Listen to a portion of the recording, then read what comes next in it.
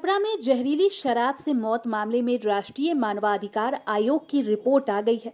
Report में 77 लोगों की मौत की बात कही गई है। इसके साथ ही कई लोगों की आंखों की रोशनी जाने की बात भी रिपोर्ट में कही गई है, जबकि सरकारी आंकड़ों के मुताबिक 42 लोगों के जान जाने की बात कही गई थी। मानवाधिकार आयोग की रिपोर्ट आने के बाद भाजपा ने सरकार को फिर घेर लिया है। बता दें कि भाजपा एमएलसी संजय मयूख ने कहा कि हमने इसकी जानकारी बिहार विधान परिषद में साझा किया है। बिहार सरकार ने शराब कांड में मृत लोगों की संख्या को छुपाया है, ये घोर अपराध है। वहीं इस मुद्दे पर सरकार की ओर से अपनी बयान देते हुए मंत्री अशोक चौधरी ने भी कहा कि सबसे बड़ा सवाल तो ये है कि राष्ट्रीय मानवाधिकार के पास कंटेंट कहां से मिला, क्योंकि सरकार के पास जो कंटेंट आती है उसको जिले के पदाधिकारी देते हैं। ये सब चीज जांच का विषय है। अगर जांच में गड़बड़ी मिलेगी तो उस पर निश्चित तौर पर कार्रवाई होगी।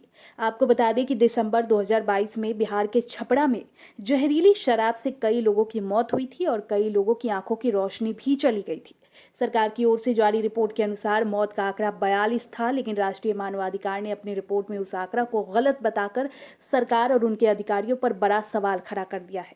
तो सुनिए और क्या कुछ कह रहे हैं भाजपा एमएलसी संजय मयूख और मंत्री अशोक चौधरी। समाचार माध्यमों से जो जानकारी मिल रही है उस जानकारी को हमने विधान परिषद में साझा किया है कि राष्ट्रीय मानवाधिकार आयोग की एक रिपोर्ट आई है जिसमें बिहार सरकार ने छपरा शराब कांड में मृत लोगों की संख्या छुपाई है।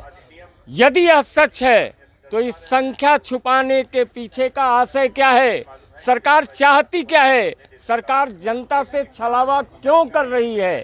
क्योंकि 32 शवों को बिना पोस्टमार्टम के जला दिया गया, ये घोर अपराध है, ये बिहार की जनता के साथ अन्याय है।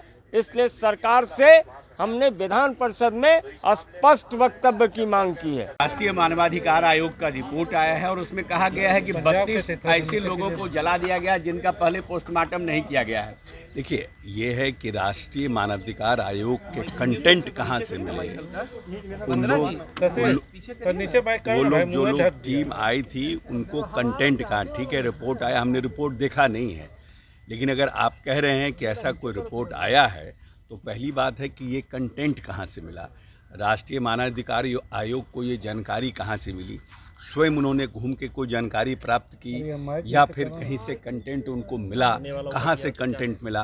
तो इन सब चीज़ों की जांच की आवश्यकता है। और अगर इस तरह की कोई बात हुई होगी तो जिन पदाधिकारियों ने इस तरह की घटना को रूप दिया है, अगर ये बात राष्ट्रीय मानवाधिकार आयोग का सही है तो उस पर कार्रवाई की जाएगी, उन लोगों के ऊपर कार्रवाई की जाएगी। क्योंकि कंटेंट जो सरकार के पास आती है वो तो जिले के जो पदाधिकारी लोग होते हैं वो कंटेंट सप्लाई करते हैं और जो प्रदेश की जो टीम जाती है वो कंटेंट देती है। तो राष्ट्रीय मानवाधिकार आयोग को कहाँ से कंटेंट मिला? क्या वो जिले के पदाधिकारियों से और राज्य के जो पदाधिकारी से उनसे समन्वय स्थापित किए या ये इनका अपना कहीं का कंटेंट है? ये सब जांच का विषय है।